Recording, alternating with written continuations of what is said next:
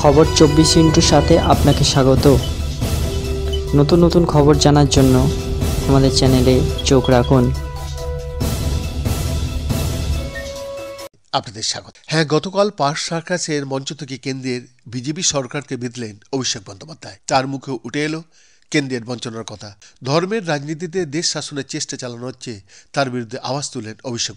ধর্মের ভিত্তিতে নয়, কাজের ভিত্তিতে ভোট হবে, এমনই বার্তা দিচ্ছেন তৃণমূলের সর্বভারতীয় সাধারণ সম্পাদক।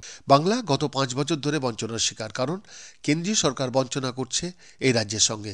100 দিনের কাজের টাকা থেকে অন্যান্য প্রকল্পের টাকা আটকে রাখছে কেন্দ্র।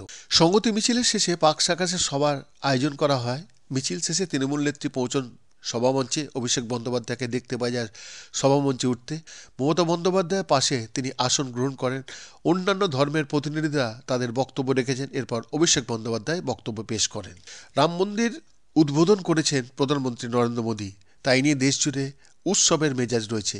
রাম মন্দির ইস্যুতে একটি কথাও বলেননি অভিষেক, তবে তার বক্তব্যের আগাগোড়া বিজেপিকে আক্রমণ করতে দেখতে পাওয়া গেছে। অভিষেক বলেন, একটি নির্দিষ্ট ধর্মীয় অনুষ্ঠানকে ঘিরে ভেদাভেদ দেশে চলছে, এদিকে বাংলায় ধর্মীয় সংহতি যাত্রা হচ্ছে।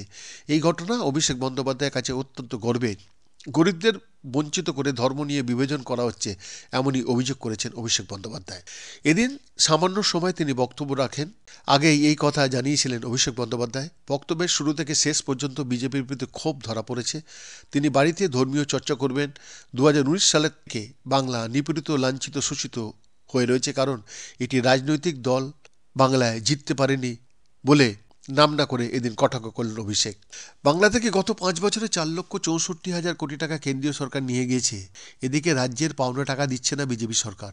100 দিনের কাজের টাকা, আবাসের টাকা, রাস্তার টাকা বন্ধ করে দিয়েছে মোদী সরকার। তিনি নিজে একজন হিন্দু, তার ধর্মীয় চর্চা বাড়িতে হবে। তার পরিচয়, তিনি মানুষের দ্বারা নির্বাচিত জনপ্রতিনিধি। কাজেই মানুষের সেবা করাই এখন অন্যতম প্রধান ধর্ম। মঞ্চ থেকে এমনই দাবি করেছেন অভিষেক। ধর্মীয় উস্কানি দিয়ে মানুষকে ভুল বোঝানো হচ্ছে। আগামী দিনে ভোট ধর্মের ভিত্তিতে নয়, কর্মের ভিত্তিতে হবে, এই বার্তা দিলেন অভিষেক। গণতন্ত্রের শেষ কথা বলে মানুষ। কোনো রাজনৈতিক নেতা, সে প্রধানমন্ত্রী, মুখ্যমন্ত্রী, রাজ্যপাল, রাষ্ট্রপতি যেই হন না কেন, মানুষই সর্বশেষ কথা বলে আসছে গণতান্ত্রিক পরিকাঠামোতে, এবং আগামী দিনও বলবে। সেই কথাই আরও জোর দিয়ে বললেন অভিষেক বন্দ্যোপাধ্যায়। বৈদ্যনাথ দাসের রিপোর্ট।